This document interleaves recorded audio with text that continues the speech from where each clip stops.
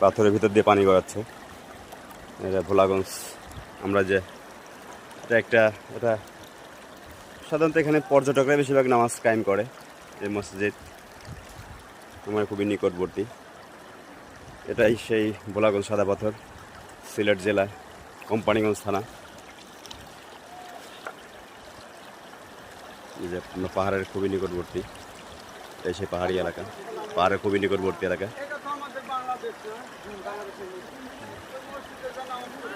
হ্যাঁ,